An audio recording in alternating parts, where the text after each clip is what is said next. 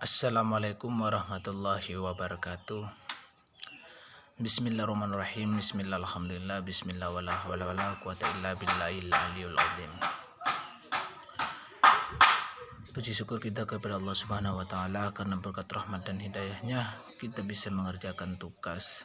Kedua kalinya salat datang salam semoga akan selalu tercurahkan kepada Baginda Agung yang telah berhasil mendongkrak peradaban dunia dari zaman skolastik menuju zaman Renaissance, sehingga kita bisa menjalani dan mengaplikasikan dalam kehidupan berkat junjungan kita yang telah memberikan sejuta kasih sayang dan aspirasi untuk kita sebagai umat beliau.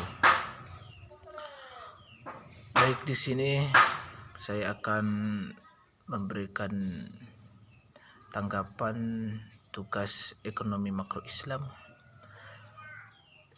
mengenai kebijakan moneter dalam perspektif ekonomi Islam.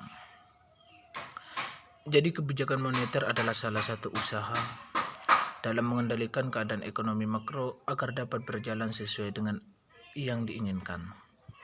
Yang diinginkan tersebut harus melalui pengaturan jumlah uang yang beredar dalam perekonomian. Terus usaha tersebut dilakukan agar terjadi kestabilan harga dan inflasi serta terjadinya peningkatan output yang seimbang. Karena hampir semua sektor ekonomi kapitalis terkait dengan sistem bunga sehingga sektor moneter lebih cepat berkembang daripada sektor moneter. Hal ini disebabkan karena sektor moneter lebih cepat memberikan keuntungan daripada sektor real. Itu yang pertama, dan yang kedua adalah kebijakan moneter dalam Islam. Seperti yang telah disebutkan saya tadi, bahwa kebijakan moneter adalah salah satu usaha dalam mengendalikan keadaan ekonomi makro agar dapat berjalan sesuai dengan apa yang diinginkan melalui pengaturan jumlah uang yang beredar dalam perekonomian. Dan di sini sasaran yang ingin dicapai dalam memelihara kestabilan nilai uang baik terhadap faktor internal maupun eksternal.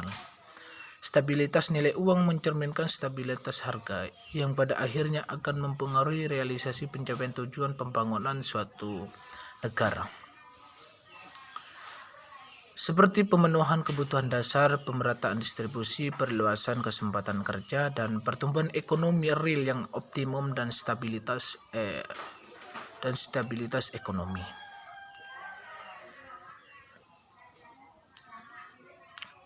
Secara prinsip, tujuan kebijakan moneter Islam tidak berbeda dengan tujuan kebijakan moneter konvensional,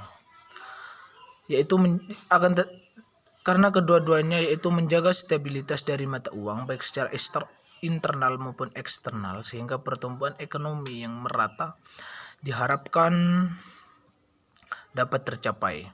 Stabilitas dalam nilai uang tidak terlepas dari tujuan ketulusan dan keterbukaan dalam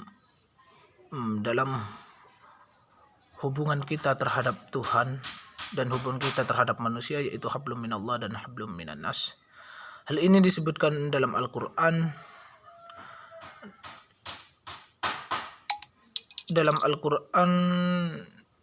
Surah Al-An'am ayat 152. Wa'afu kaila wal mizana bil qist, dan sempurnakanlah takaran dan timbangan dengan adil. Itu dalilnya. Mengenai stabilitas nilai uang juga ditegaskan oleh Umar Capra. Al-Quran menuju sistem moneter yang adil. Kerangka kebijakan moneter dalam perekonomian Islam adalah stok uang. Sasarannya haruslah menjamin bahwa pengembangan moneter yang tidak berlebihan melainkan cukup untuk sepenuhnya dapat mengeksploitasi kapasitas perekonomian untuk menawarkan barang dan jasa bagi kesejahteraan sosial umum. Pelaksanaan kebijakan moneter, operasi moneter yang dilakukan otoritas moneter sebagai pemegang kendali money supply untuk mencapai tujuan kebijakan moneter dilakukan dengan menetapkan target yang akan dicapai dengan instrumen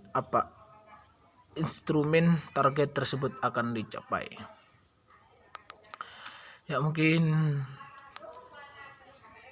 hanya ini penyampaian yang dapat kami sampaikan mengenai kebijakan moneter dalam perspektif ekonomi Islam.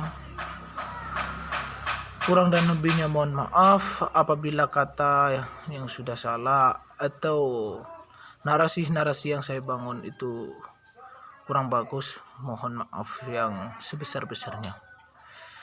Akhirul kalam, wallahul muwaffiq ila aqwamit thoriq. Wassalamualaikum warahmatullahi wabarakatuh.